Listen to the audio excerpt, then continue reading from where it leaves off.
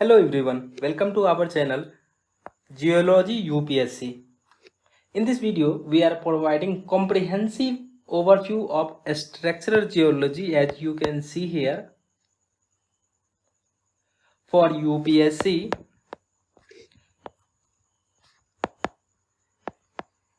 CSC exam and Indian Forest Service exam.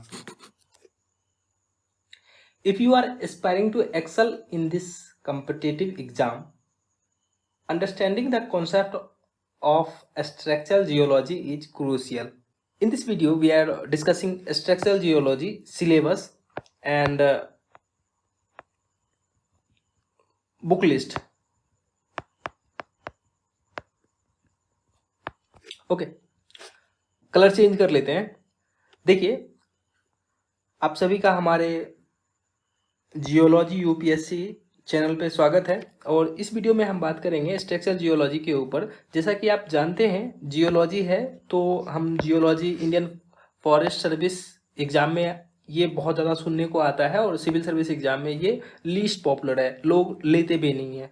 ठीक है, ये दो चीज़ें हैं, दोनों एक दूसरे के विपरीत है, बट जियोलॉजी दोनों में सेम ही है। तो मैंने क्या किया है कि जो सिलेबस दिया है सिविल सर्विस के लिए और इंडियन फॉरेस्ट सर्विस के लिए, दोनों को यहाँ कंबाइन करके स्ट्रक्चर जियोलॉजी का भी आपको सिलेबस दिखाऊंगा और जो बुक्स यूज करते हैं लोग, उस बुक्स के बारे में मैं एक दो चीज़ें बताऊंगा। ठीक है, आने वाले वीडियो में आपको स्ट्रक्चर जियोलॉजी से रिलेटेड जो भी वीडियो हैं वो आपको दिख जाएंगे।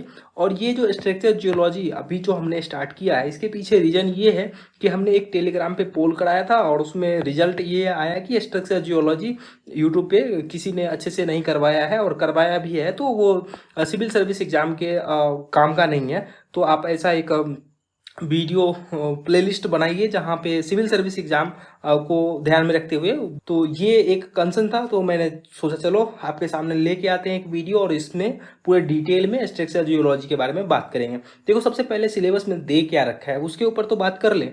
कलर चेंज कर लेते हैं, ग्रीन कर लेते हैं। देखो, यहाँ पे है कि प्रिंसिपल ऑफ जियोलॉजिकल मैपिंग, ठीक है, और मैप रीडिंग। जैसे ही आपने सुना मैपिंग, आपको समझ में आ गया कि मैप से रिलेटेड कुछ ना कुछ उसमें चीजें होंगी। अब देखो, कोई जैसे कि अर्थ, ये राउंड है, जियोइड, इसका जो जियोइड शेप है। ठीक है, तो ये जो अर्थ पे जितने भी लैंड्स हो गए या फिर जो स्टेट है या जो कंट्री है, उसको हम कैसे दर्शाएंगे? ये तो 3D है ना, इसका जो साइज है वो 3D है। तो हमें एक ऐसा जुगाड़ चाहिए या हमें एक ऐसा इंस्ट्रूमेंट चाहिए जिससे हम इसको 3D चीज़ों को 1D पेपर पे लेके आ जाएं।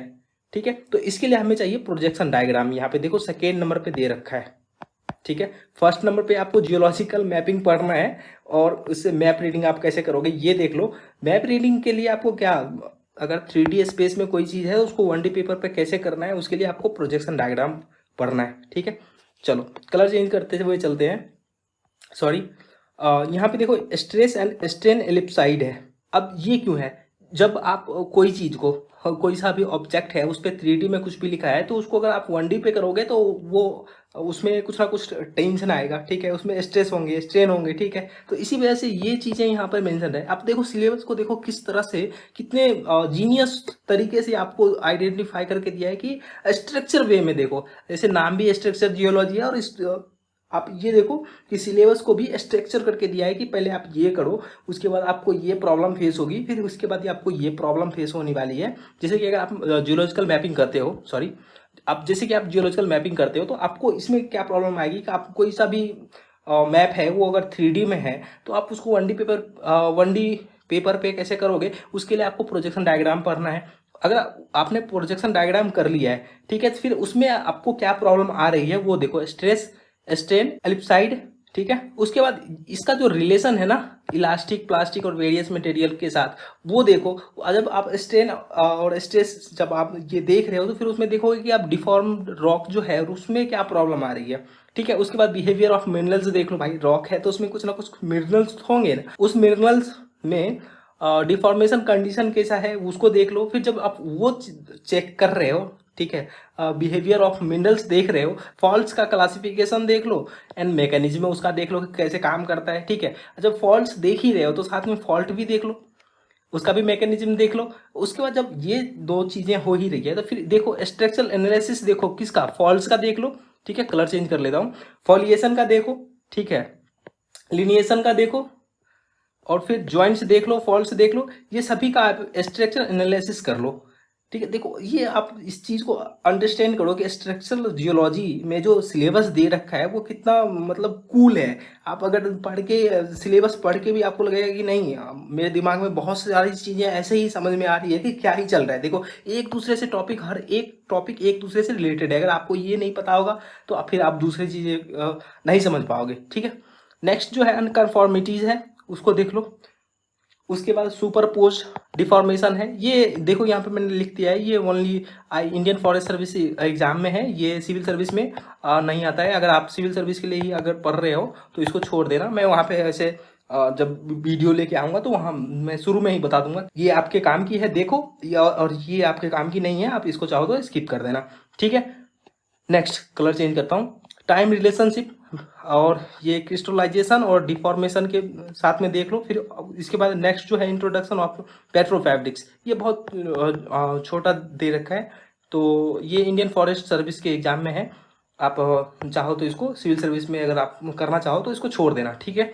अब ये तो हो गया, मैं इसको पूरा क्लीन करता हूँ। अब क्या करो, आप इसका एक स्क्रीनशॉट ले लो और 3 बार पढ़ो, नहीं तो इस वीडियो को यहीं पॉज करो और 3-4 बार पूरे सिलेबस को पढ़ो और फिर समझने का ट्राई करो कि मैंने अभी जितने ये 5-6 मिनट में जितने भी चीज़ें बताई है आपको क्या समझ में आई है। क्या नहीं आई है तो आप दोबारा से इसको देखो और अच्छे से समझने का ट्राई करो कि मैं क्या समझाना चाह रहा हूँ।